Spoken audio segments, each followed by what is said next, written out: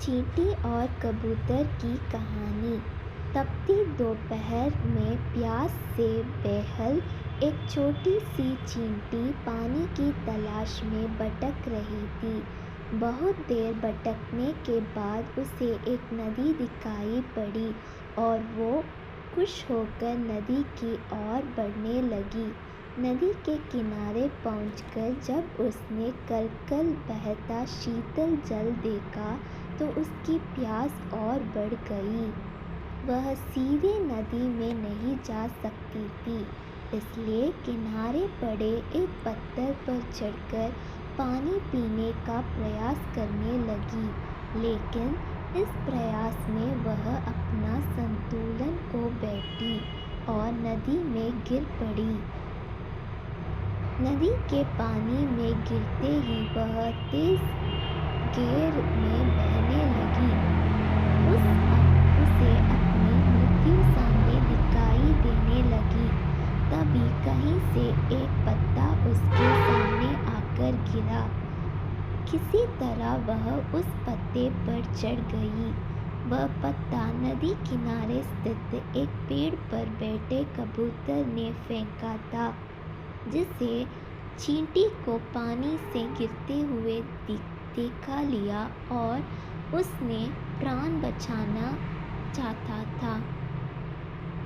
पत्ते से साथ बहते हुए चींटी किनारे पर आ गई और कूदकर सूखी भूमि पर पहुंच गई।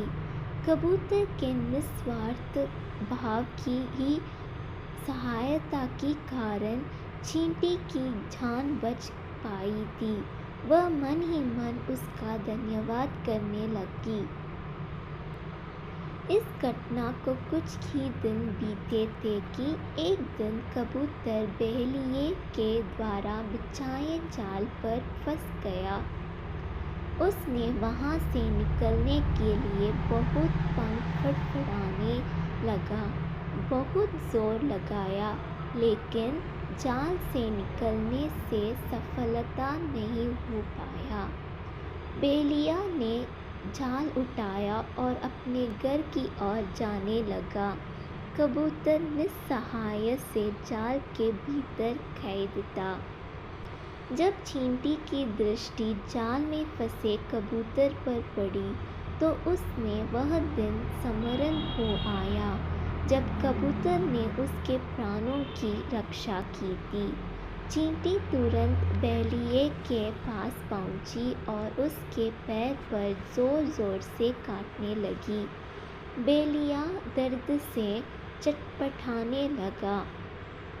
जाल पर से उसकी पकड़ ढीली पड़ गई और जाल जमीन पर जा गिरी। कबूतर का जाल से निकलने का अवसर प्राप्त हो चुका था। वह झटपट जाल से निकला और उड़ गया। इस तरह चींटी ने कबूतर के द्वारा किए गए उपकार का फल चुकाया। सीख: कर भला हो भला। दूसरों पर किया गया उपकार कभी व्यर्थ नहीं जाता। उसका प्रतिफल कभी न कभी अवश्य प्राप्त होता है। इसलिए सदा निस्वार्थ भाव के दूसरों की सहायता करना चाहिए।